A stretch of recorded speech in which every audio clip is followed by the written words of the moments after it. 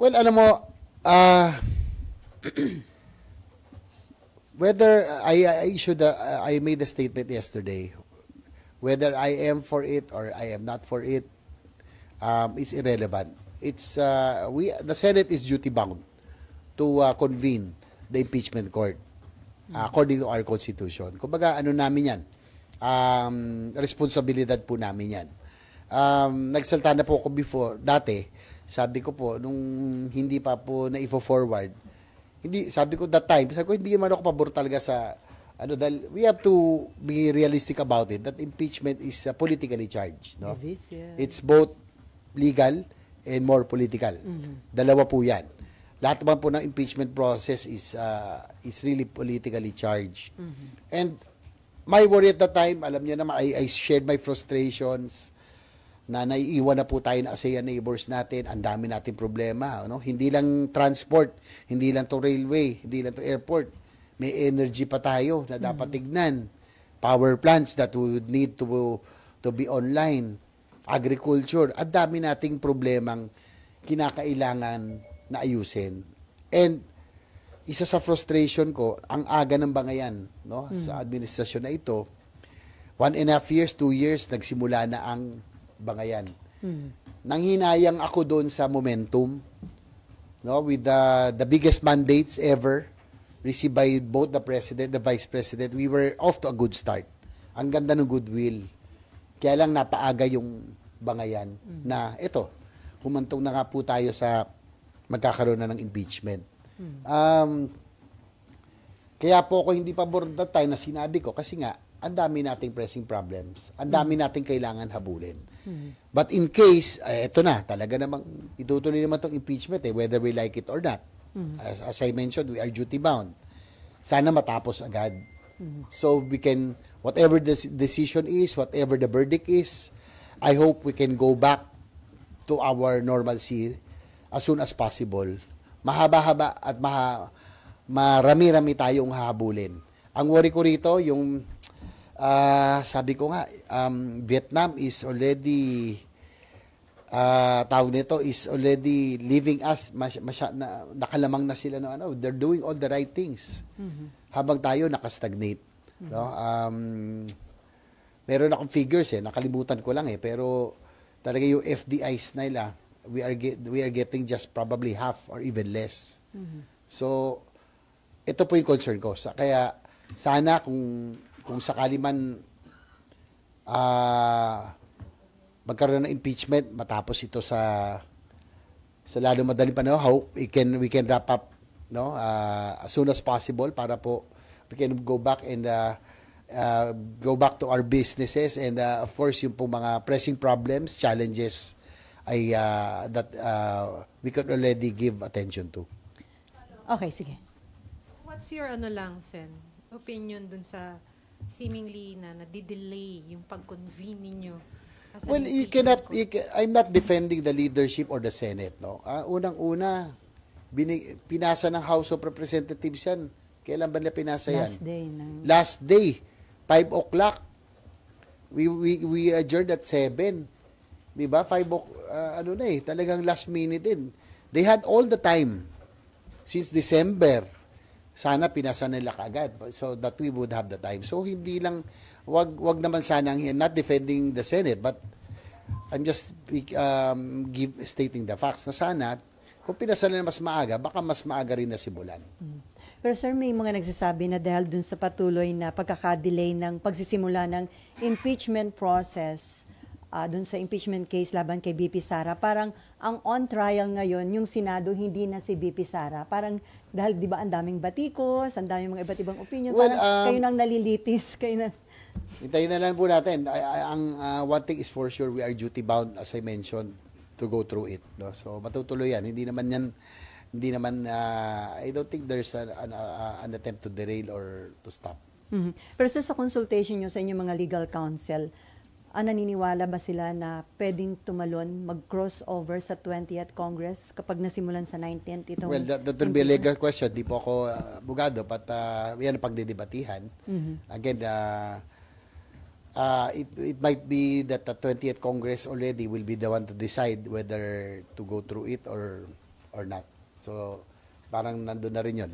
Pwedeng, magsusumpa na kami ngayon, di ba? Bago siguro as impeachment court, but it will go through, magko-crossover na yan. So, it's still, again, the plenary will always be supreme. Kung ano pong maging desisyon ng Kongreso, ng 20th Congress, then that will be followed.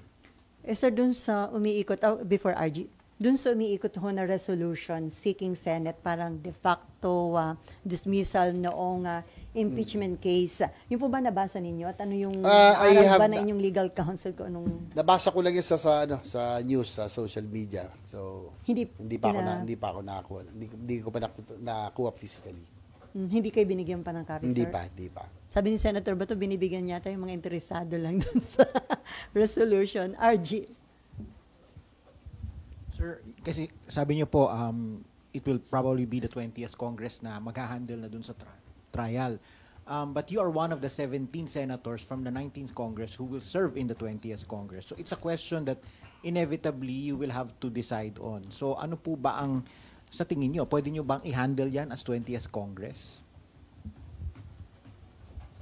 I think whether like it or it will be the next Congress already, no? That will already serve as senator judges, diba? So whatever, again, as I mentioned, whatever plenary will always be supreme. Kung ano pong mapag-usapan, collegial body kami. Kung ano ang opinion ko, whether I'm for it or not, gusto ko ba? We just have to follow what the body would decide on. So tuloy yung preparation nyo, sir? Dahil nandun yung possibility na I think magtuloy-tuloy. yun naman ang nasa Constitution. Again, as I mentioned, palagi ko, nagsalta na ako doon. We are duty bound. No? That's our responsibility. Okay, Amor. Sen, but what are your thoughts so far doon sa resolution? Sabi niyo po kanina, you don't think there is an attempt to delay or to stop the impeachment proceedings. Pero yung resolution po na umiikot is for the de facto dismissal of the we are in impeachment case. democracy. Iba-iba tayo ng posisyon. No? Kaya nga democracy tayo eh. So, lahat yan, we have to engage in debates, discussions to be able to come up with the best solution, no? So ano lang yan, it's one nanggaling yan sa isang legislator, then isang group, then we will discuss on it, no? Hindi naman ibig sabihin may lumabas ng ganyan ang lahat. Kayo po, Sen, are you inclined to I cannot support or probably not? I cannot speak anymore on impeachment because actually, hindi na ako dapat magsalita dyan because we will be serving as senator judges. Ano na nga kami, may instruction na kung pwedeng hindi na kami magsalita about it. But I think I have already given my position that we have to go through it. No, ano lang, kasi kami will be serving as senator judges in the event that it pushes through. So, siguro na, para lang mawala yung na meron kaming bias, meron kaming inclination. So, whether, for example, I'm in favor of pushing through with the impeachment because sabi ko nga, duty-bound kami, hindi maibig sabihin for conviction na ako. Diba? And that will give the accused also the chance to clear his or her name. Diba?